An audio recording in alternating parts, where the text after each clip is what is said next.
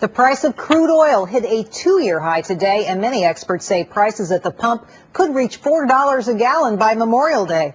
So what's driving these soaring oil costs, and what's the solution? With us now, John Hofmeister, former Shell Oil president and founder and CEO of Citizens for Affordable Energy. Good to see you again, Mr. Hofmeister. Good to see you, Gerri. Thanks for having me on. All right, so what's behind this? We've had a big recession. Prices should not be high.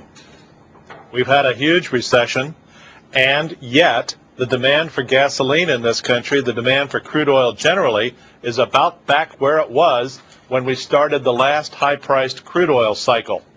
And it's worse. In the meantime, Asian demand is at an all-time high. While we were in recession, the Chinese people bought over 30 million new cars that only use gasoline. So between Asia and U.S. demand, we're not producing as much as we could in this country. In fact, the industry has been shut down from deep water drilling since last May. Well, I want to get to that in just a second, sir. But first, let's take a look at a year comparison of gas prices, just to put this conversation into context.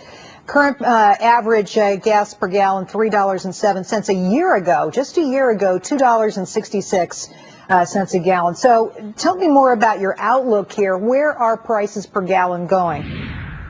Well, a lot of experts have been looking at this year, 2011. I've been looking a year ahead, 2012.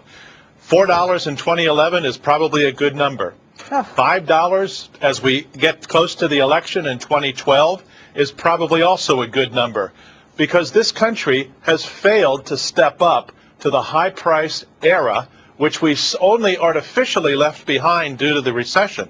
The conditions that led to the high crude prices in 2007, 2008 are with us again, and our government, our Congress, and our president have done nothing, absolutely nothing, to address the potential return of high gasoline prices. We are going to use 20 million barrels a day every day as long as we can see into the future. We only produce 7. We may be on our way to 6 because of the Gulf of Mexico moratorium. Why don't we do something smart, like produce about 10 million barrels a day, like we did 30 years ago? Right. That would take a great job creation effort and move the entire economy forward just to get back to where we were 30 years ago. And we can keep working on alternative energies. We can keep working on wind and solar and biofuels. It's not an either-or energy situation. It should be a both and. A lot of people read it that way, though.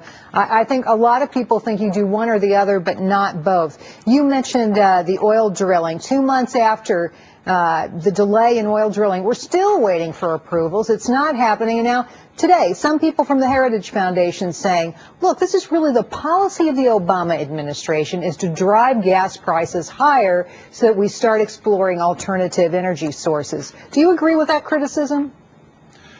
I think that the Obama administration and President Obama himself are surrounded by people who think that we're past the oil age and that we have to teach the American people that we should move off of oil. That is an absurdity, because no matter what happens in the next 4, 5, 6 years, which may be this administration's tenure, we will not produce sufficient alternatives to reduce the 20 million barrel a day demand for oil. So to suggest that we should tell the American people to pay through the nose, to use their hard-earned disposable income to send their money to the Middle East and other oil-exporting countries instead of producing our own domestic energy, which we're going to use anyway, is an absurdity. Well, how do we do that? How do you make that happen? Clearly, the Obama administration is not a fan of what you're suggesting. 8 presidents have promised energy independence in this country, including the current incumbent. Since Nixon to Obama, every one of them has failed. 19 Congresses have promised energy independence in this country. They've all failed. The reason they failed is you cannot mix 2-year, 4-year political cycles with the energy system of the country. It doesn't mix. Energy takes decades, and political cycles come in 2-year, 4-year cycles. We really need a different solution, changing how we govern energy, which is why I wrote the book, Why We Hate the Oil Companies, to suggest the creation of an energy Fed. Get the politics out of the decision-making on whether we drill or don't drill. We're going to have to drill. And if the American people end up with $5 gasoline when they go to the polls in 2012, do you think they're going to be happy? Do you think they're going to be content to be paying $5 when they don't have to? No, everybody may be kicked out on their keister, but an energy Fed, the current Fed is not very popular. I don't see how an energy Fed would be any more popular, but it's a fascinating idea. Clearly, we need to rethink this whole sector. John Hofmeister, thank you so much for your help today. We appreciate it. Thank you, Gerri. Well, the Dow ended the year, that is, up 3 of the last 4 sessions and up for the 5th week in a row. Has the market finally turned around for good, or should we not believe in what many call a Santa Claus rally? We're covering your assets next on the Willis Report. So can you believe me now?